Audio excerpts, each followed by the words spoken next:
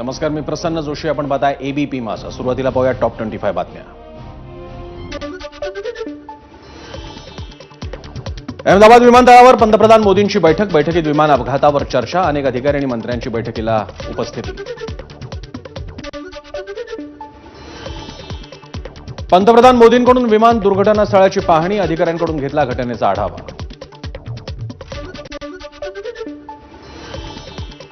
विजय रुपाणींच्या कुटुंबियांची पंतप्रधान मोदींनी घेतली सांत्वनपर भेट. काल झालेल्या विमान अपघातात गुजरातचे माजी मुख्यमंत्री विजय रुपाणींचा मृत्यू. पंतप्रधान मोदींनी घेतली विमान अपघातातून वाचलेल्या रमेश विश्वास यांची भेट. विश्वास यांच्याशी बातचीत करून तब्येतीची केली विचारपूस.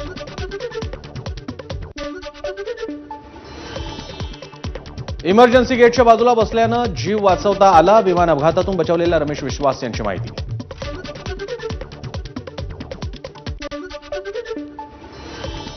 अपघात स्थळावरून विमानाचा डीव्हीआर सापडला. एटीएसनं डीव्हीआर ताब्यात घेतला. अहमदाबाद एटीएस अधिकाऱ्यांचा फॉरेन्सिक पथकासह शोध. अहमदाबाद विमान अपघाताची उच्चस्तरीय चौकशी होणार असून यासाठी विशेष तज्ज्ञांची समिती स्थापन. नागरी उड्डाण मंत्री राममोहन नायडूंची घोषणा.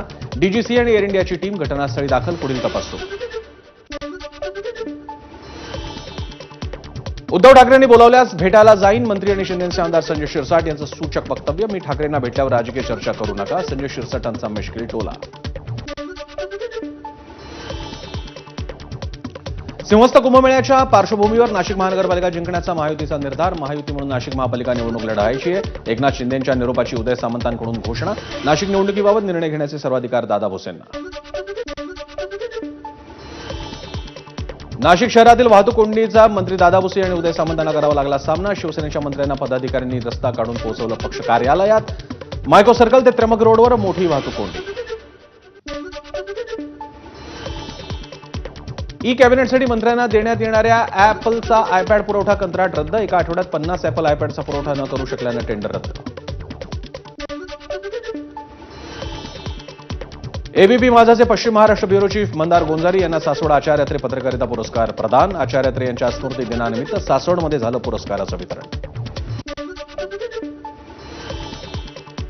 शनी शिंगणापूर देवस्थानचा मोठा निर्णय. 167 कर्मचाऱ्यांना कामावरून काढून टाकलं. यात 114 मुस्लिम कर्मचाऱ्यांचा समावेश. अनियमितता आणि बेशिस्तीचा ठपका ठेवत दाखवला घरचा रस्ता.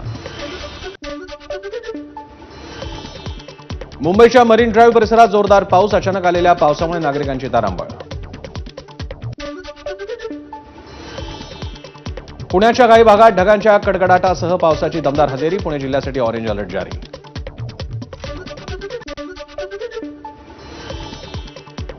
पुढील 24 तासात रत्नागिरी सिंधुदुर्गातील काही ठिकाणी विजांच्या कडकडाटासह मुसळधार पावसाची शक्यता. तर रायगड जिल्ह्याला उद्या रेड अलर्ट जाहीर. प्रशासनाकडून नागरिकांना सतर्क राहण्याचं आवाहन. सोलापूरच्या अक्कलकोटमधील कुरनूर धरणातून पाण्याचा विसर्ग सुरू. नागरिकांना सतर्क राहण्याच्या सूचना. पाटबंधारे विभागाची माहिती.